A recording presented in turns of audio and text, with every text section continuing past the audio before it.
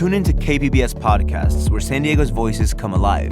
Don't let the algorithm tell you what you like. Find things that you really enjoy. It's really powerful to see how the voice of the students impacted so much change. Seguimos aquí. We're still here. Listen now at kpbs.org/podcasts or wherever you listen. It's time for KPBS Midday Edition. On today's show, the arts and culture scene in San Diego. We'll talk about the San Diego tourists never see. I'm Andrew Bracken, in for Jade Hindman, with conversations that keep you informed, inspired, and make you think.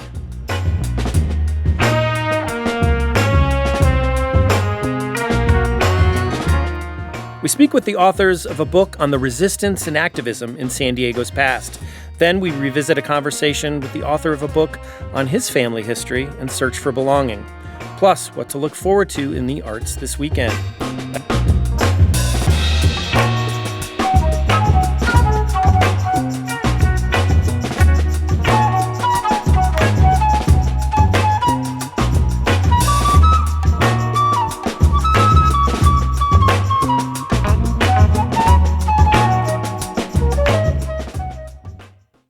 Watch programs on your schedule with the KPBS Plus streaming service. See new episodes of Nature and Nova, latest news from PBS NewsHour and KPBS Evening Edition, local shows like Ken Kramer's About San Diego. Learn more at kpbs.org/KPBS Plus. Many tourists know San Diego as America's finest city. But what happens when you look past the city's sunny surface? What side of San Diego will you discover? The book, Under the Perfect Sun, The San Diego Tourists Never See, offered up another side of San Diego history, one rooted in resistance and activism.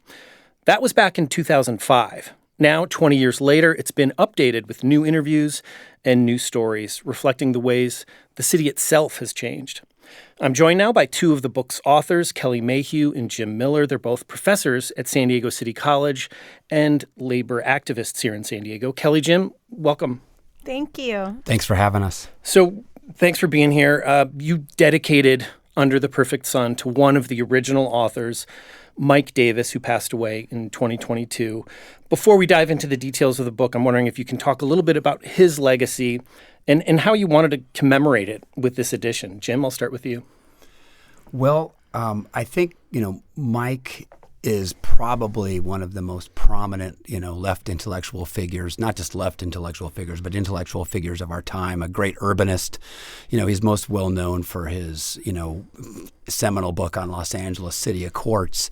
And it was an incredible honor for us to be able to do a similar kind of project on San Diego. And I think that by keeping the activist history of this place alive, is perhaps the best way we could honor Mike.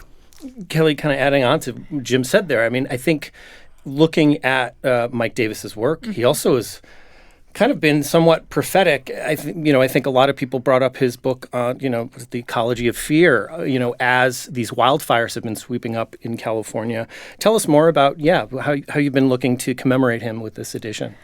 Well, I think one of the most important things about Mike, and something that we really got out of our friendship, our relationship with him, was his searing honesty about how things actually are.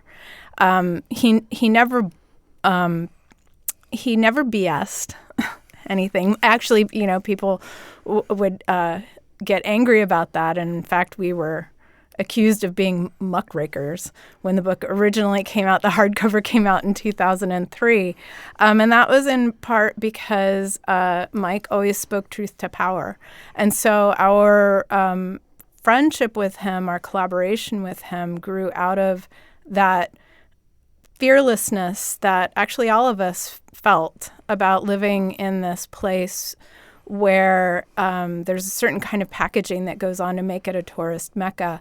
And the actual lives of the people who, we teach at City College, which is right downtown, the folks in our community, we live in Golden Hill, are never represented in the ways that San Diego is kind of marketed across the country. So, like we mentioned, the original version of Under the Perfect Sun came out over 20 years ago now. Jim, what was, the narrative being told about San Diego back then?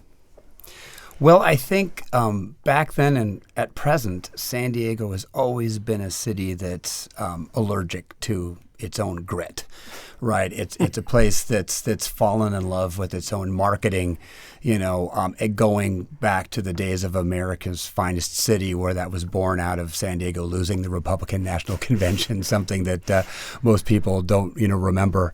All the way through the fact that this is a place that relentlessly markets itself as a kind of sunny paradise by the sea, where the place where happy happens, and unlike places like Los Angeles or New York or Chicago even, that are comfortable with the noir side of the city and their history, San Diego has always had the impulse to kind of sweep that underneath the rug as much as possible. Yeah, Kelly, talk more about that and why you both wanted to, write this kind of book about San Diego's history.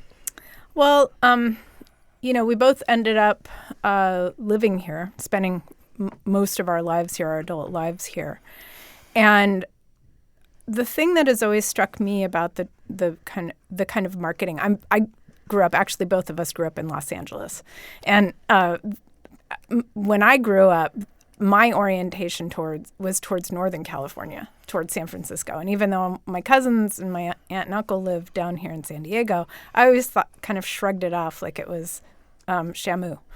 And so when I landed here and I met Jim, what struck me about the city is how incredibly rich and diverse and interesting it is. And that story was a story that was equally powerful to the stories to our sister cities to the north. And I am not somebody who hates on LA. I love Los Angeles. San Diego is definitely a different flavor, but it has a lot of the same complexities. And of course, those complexities are often born out of poverty. They are born out of segregation. They are born out of racial discrimination. They're born out of all the issues facing the other cities. What fascinates me about this place are the choices that city leaders made historically to deliberately cut out industry, stuff like that, focus on the military, focus on tourism, that has given San Diego its own, way of being in California. Yeah. Jim, you mentioned this grit that we associate maybe more with other cities. But, as a labor historian, I don't know, how would you encapsulate labor history here in San Diego? What makes it unique in our city? Well, I think, probably the one early event in the history of the city, maybe one of the most important events in the history of the city, is the San Diego free speech fight. And, most people don't know that down near 5th and E downtown, San Diego was home to the most brutal free speech fight in the United States. And this was during the kind of era of the first Red Scare around 1912, when San Diego banned free speech down at the corner of 5th and E. It was a place called Heller's Corner. And, this ordinance was set about to stop the IWW, the Industrial Workers of the World, from standing on soapboxes, which they used to organize. So in their minds, it really wasn't a free speech gesture that they were making. They were trying to say, hey, fellow workers and friends, come join the one big union. Why does Spreckles have everything and you've got nothing?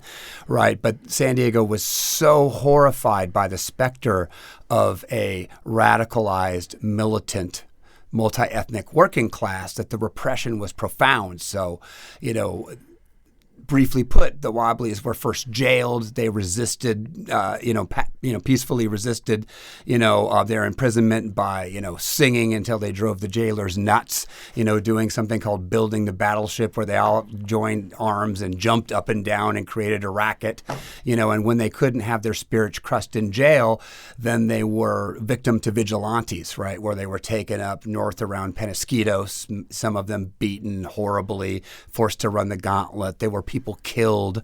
And this was such a brutal kind of repression beginning of this free speech fight that many people who weren't sympathetic with them joined in, like other AFL unionists who didn't like the IWW, people who believed in religious freedom and said, hey, if they can do this to these people, they can do it to anyone. And it really became a kind of national cause, so that's, I think, a kind of history that's really both horrible but inspiring.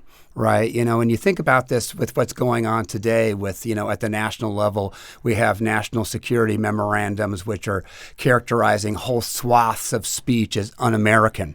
Right. And opening up whole swaths of the population to be victims of repression. Right. I think that a history like this, and in fact, the history of San Diego's free speech fight, are some of the first things in the archives of the National ACLU. Right. So this is something that's both a horrifying history. People were murdered, people were tortured, tarred and feathered during this press freedom was interfered with, and shut down in some cases, but it was also a history of historic and really heroic resistance to the attempt to squash free speech. And I think that the lesson that this holds, not just for our city, but really for everybody, every American, is that our free speech rights, our public assembly rights, are only as good as we make them at each moment in history. So, Kelly, one thing that surprised me about that is, it's a long history. And I think a lot of times people, in San Diego, we may not realize it is a fairly young city, again, comparing it to some of the other cities, New York City, stuff like that. But it does have a pretty rich history, as Jim just kind of alluded to. Talk more about that and kind of how it's been changing in the ensuing years, even since when you published your first edition 20 years now. Yeah, so my part of the book, of all the iterations of the book, is to interview folks. So I interviewed labor activists and political activists, social justice folks, environmentalists, people living their regular lives. And then in the recent edition, we have some quotes and then a much larger section of interviews in a companion book we put out called Beyond the Theme Park, which is the more complete interviews that we our union funded to give away to folks so that we would have this kind of living history. So I've become an oral historian, and I think one of the things that really stands out to me when we're talking about history, and I was noting this the other day, is that we have now in San Diego, a lot of our top, most powerful labor positions are held by women, and largely women of color. So Lorena Gonzalez was the secretary-treasurer of the San Diego Imperial County's Labor Council. She's now the head of the California Labor Fed. Bridget Browning is now president of the San Diego Imperial County's Labor Council. Carol Kim is head of the building trades. We have women leaders. Crystal Irving is head of SEIU 221, a super powerful union in the city, and there are more. And so the transformation of San Diego has come not only in terms of class and race, but also giving voice to those who have been voiceless in the past. Jim talked about the free speech fight. You fast forward and you look at again this kind of theme of speaking truth to power and having a presence and being known and being able to exert a certain amount of influence in the city in ways that were not possible in the past when it was such a Republican-ruled, such a right-wing city where the centers of power and economics were wrapped up in a few entities and a few powerful people. To be able to take that on over the last, especially 20 years, from the 2005 edition to now our 2026 edition of Under the Perfect Sun, that has been a really remarkable transformation to chart in the book. Yeah, absolutely. Looking at San Diego 20 years from now, thinking of even like the mayor's races and everything. I mean, it's transformed quite a bit. You look at the city council and Democratic led, obviously. So, earlier, Kelly, you mentioned, the initial response to the book. I think you used the term, muckrakers. Tell us more about that experience and what the reaction was at that time in 2005.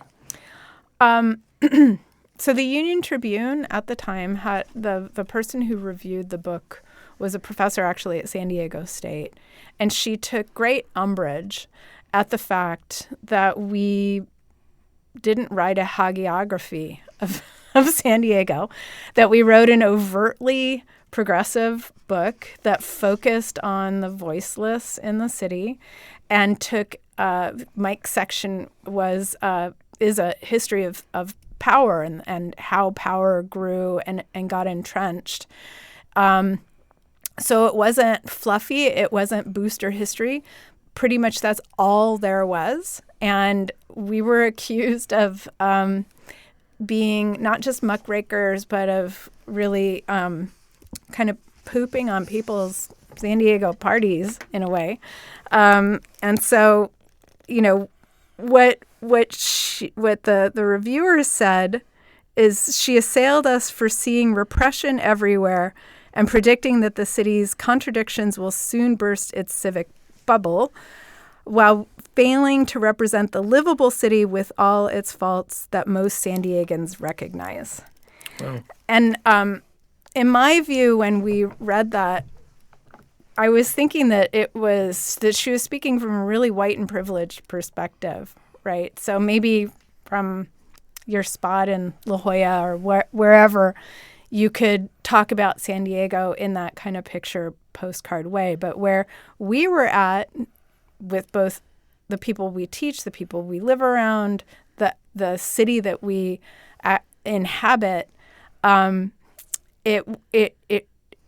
people were living vastly different lives than that whole kind of postcard image conveys. Yeah, Jim, do you have any memory? Just rehearing those words, what comes to mind? Yeah, well, I think it was interesting, to see that, and I think really it is this kind of discrepancy of two San Diegos, right? Mm-hmm. That for some folks, this really is, a kind of, episode of, I'll date myself, an episode of Baywatch, right? Fun in the sun and frolicking and then, going to watch the sunset and having a fine dinner. And for other folks, they're asking, shouldn't one job be enough? Right, the people who are the workers in, the tourist plantation, are struggling to pay their rent. They can't even dream of owning a house. They live in a San Diego that is not part of this tourist representation. And it's a struggle in a way that's really hard for folks in other parts of the same city to understand. In some ways, you could say that Shelltown and La Jolla might as well be different planets. Yeah. Kelly, one question you asked everyone in this book is San Diego better than it was 20 years ago? So I'm just wondering, what did you hear and what was your takeaway from what people had to say? Almost everyone said no. of kind of qualified, it's not. And some people said that it was, when you compare it to what it could be and what it should be, you think about the richness of being a border city of our immigrant folks who live here, how we could take care of people in our communities better.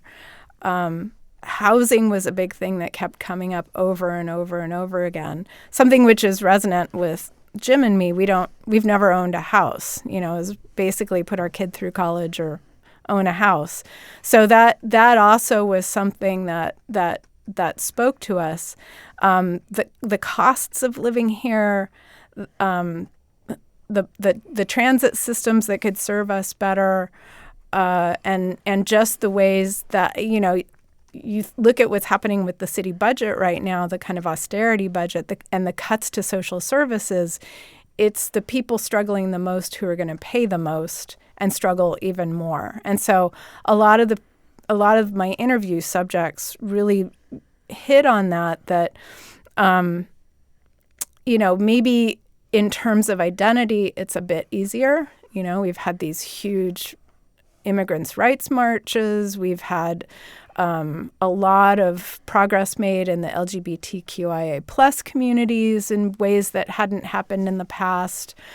But when you look at things from an economic perspective, it's still ridiculously hard to live here. Jim, kind of about a little under 2 minutes here, but I'm just wondering, earlier you mentioned just the moment in time we're in here. Like you're dealing, you're telling the story of San Diego's history, but we're in a very pertinent moment of history right now. How do you reflect on that with this new edition? Yeah, well, I think, when we're looking about that last question is that, like, in some senses, there's been a huge amount of progress, right? That we've got, as you mentioned, Democrats rule the city council. We have a Democratic mayor. And at the same time, many of the same Democrats are like the dog that caught the car. They kind of got here and said, well, now what do we do? And now we have, the same perpetual budget crisis. And a lot of that is through, I would say, a kind of failure of imagination of trying to think of other ways of raising revenue rather than, regressive taxes, for example, right? So I think that, one of the things that local Democrats have gotten elected by for many years by not being Carl DeMaio. Right. And now we're in an era where that's just not good enough. Right. And we need to think we need to challenge our political and social imaginations and think about how can we not just live in a city that's democratic, but live in a city that's more just and more humane and provides more opportunities for all San Diegans. I've been speaking with Kelly Mayhew and Jim Miller. They're both professors at San Diego City College, labor activists, and co-authors of the book Under the Perfect Sun. They'll be previewing the book at the Book Catapult on Thursday, May 21st. That's at 7 p.m., and we'll have a link on our website at kpbs.org. The book officially comes out May 26th, so we'll include more details. Kelly, Jim, thanks so much. Thank you so much.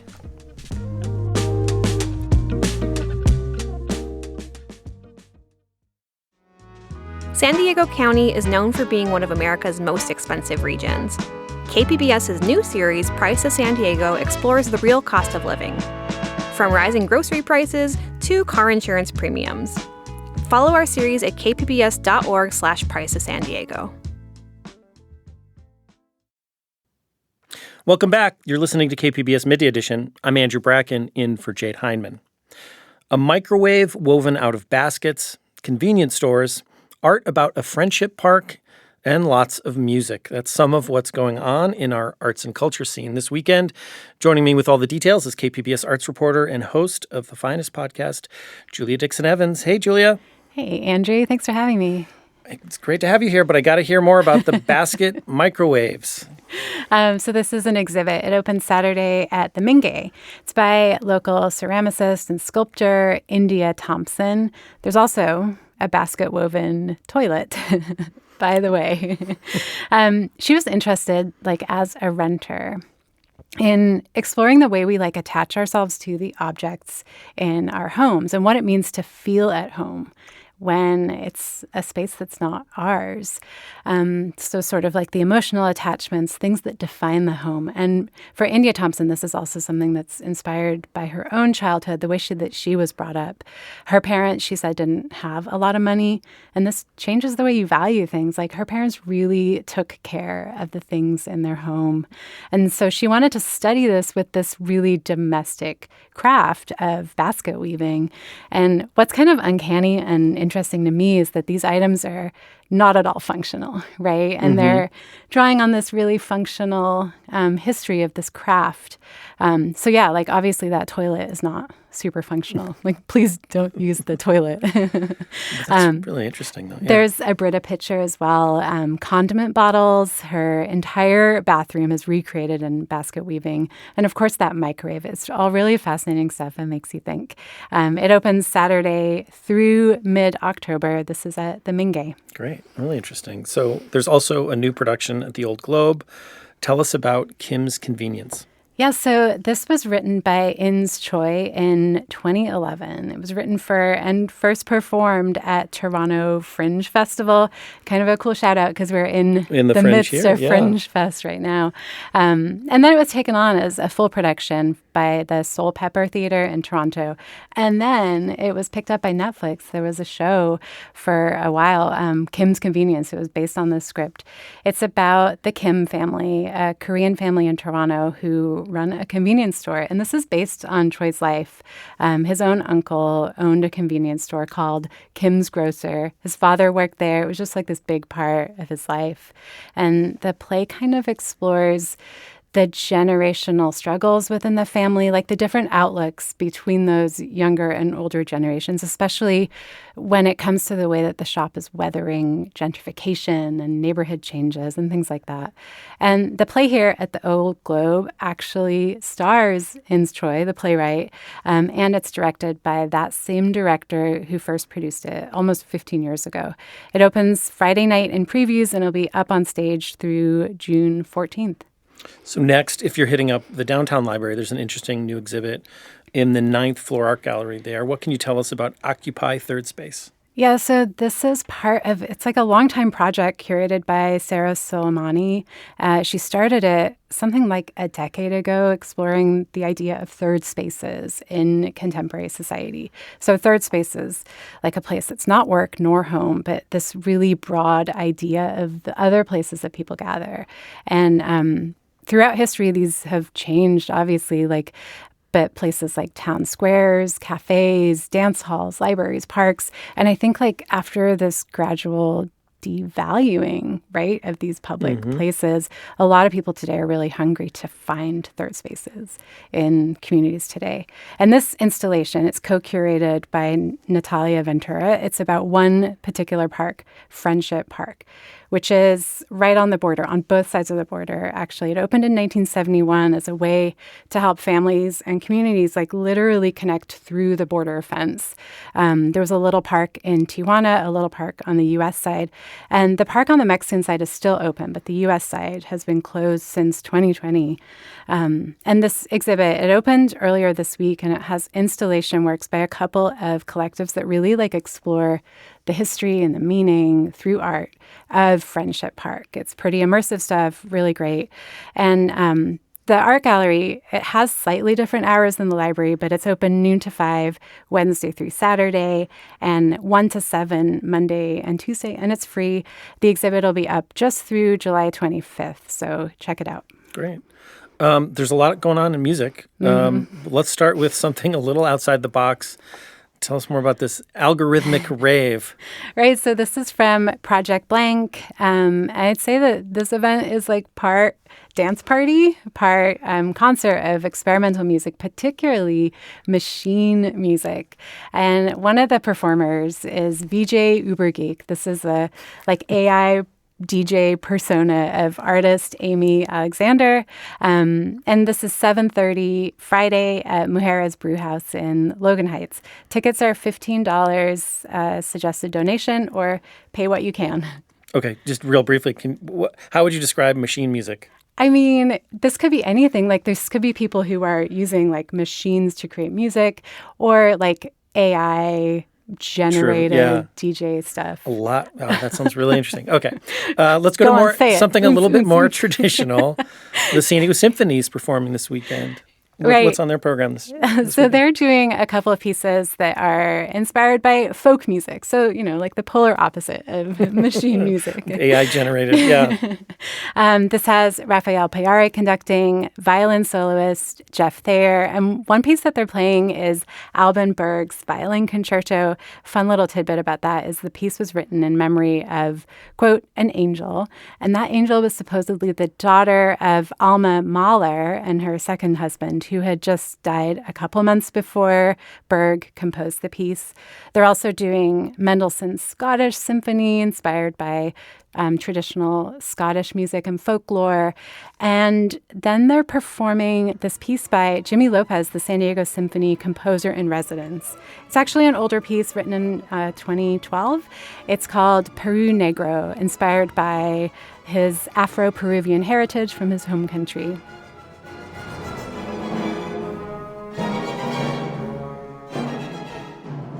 And there's 2 performances, Saturday nights at 7:30 at Jacobs Music Center downtown. All right, so we got some machine music, some AI stuff, got classical. Next up is jazz. What's going on? Well, there's always tons of jazz in San Diego. I'm just going to tell you about one thing.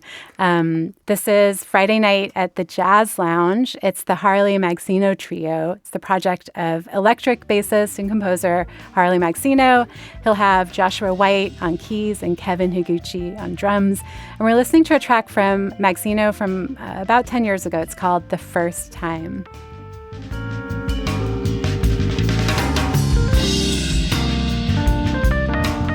And the Jazz Lounge is this great hidden gem venue in Rolando, and the show starts at 6:15, and then music starts at 7. Okay, let's do one more live music pick before we go. Who's playing in town this weekend? Who else is on your radar? Okay, so tonight at Banshee Bar in City Heights area is Aura Kogan.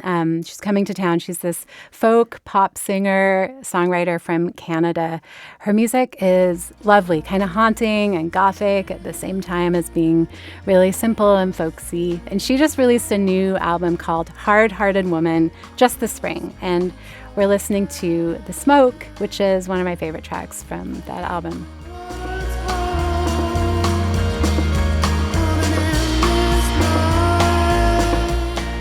And also performing tonight is locals D-Rex, who has this incredible blend of like dramatic, powerful vocals and then doom metal.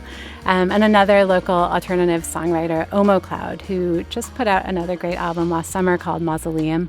The show's tonight. Doors are at 7:30 at the Banshee, and tickets are $17, including fees. Such a great range there of events, and definitely showing off San Diego's music scene. They're pretty wild. I know. Good job, San Diego. Yeah. Well, good job to you, Julia. We appreciate you. You can find details on these and more arts events on our website at kpbs.org. I've been speaking with KPBS arts reporter and host of The Finest podcast, Julia Dixon Evans. Julia, thanks so much. Thank you, Andrew. This was fun.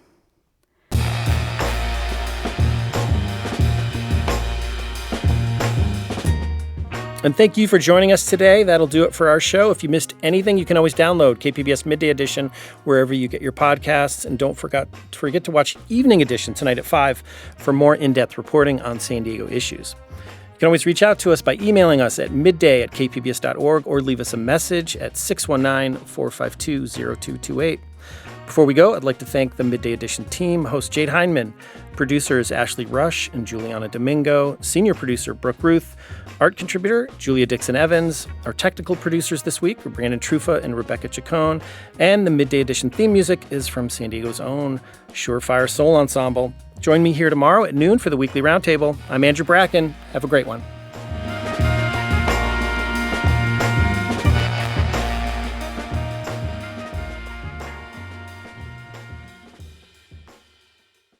KPBS has partnered with StoryCorps for the One Small Step program. We invite you to sign up to have a conversation with a person that may have different views, so you may talk, not about politics, but to understand each other better. Sign up at kpbs.org/onesmallstep.